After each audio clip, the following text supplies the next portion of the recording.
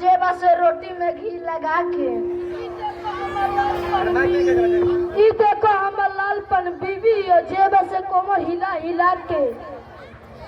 ई लो जा हमारे का सबके उड़ा देला थे का बुझाइल हो कि ना। ई लो जा हमर गुलाम बा जेबा से रोटी में घी लगा के। ई देखो हमर बच्चा हो समझ लो बबुआ की ना, अगर ना समझ लो तो फिर से समझाई जेबा से कोमर हिला हिला के। तू सुन हमर बात का कहत रे बोल। तू हमर बाबू हवे। अरे ना रे। तो तू हमर दादा हवे। अरे ना रे। तो तू हमर दादा के बाबू हवे। कहल का चाहत बड़े रे। तो ये बतिया तोरा पहले ना कहे के रहे, आधा घंटा लगा देले देरी।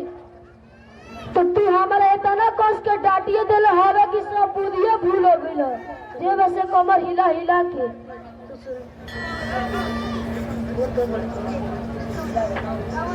बोल जीवा बोले।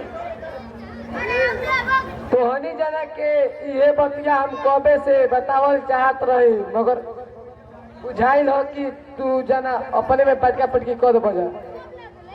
अच्छा उ सब बात छोड़ा लो, हई लो लोग मुंड बनावो लो। ले आओ सलाम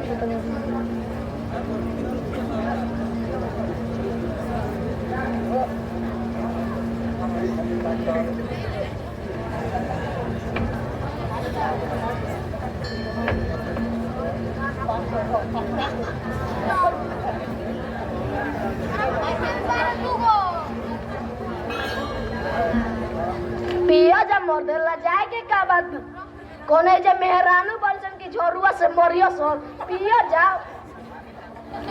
पिया सिया पियो अब मरे के बाद तो शराब छोड़े के बाद जेबा से कोमर हिला हिला के। तोर तब बात में दम बा भूखन भाई। भला कौन ऐसा आदमी हो जो सिगरेट गांजा दारू ना पियत हुई।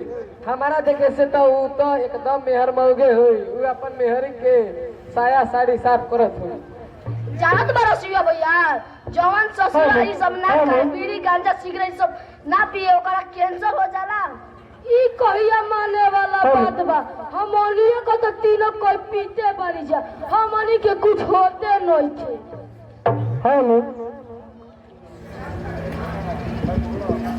खैर छोरा सिवा भैया ई बतावा कि तू तो राम चेलावा के मुआ देले रहो, ओकर बेटिया के का विचार बा।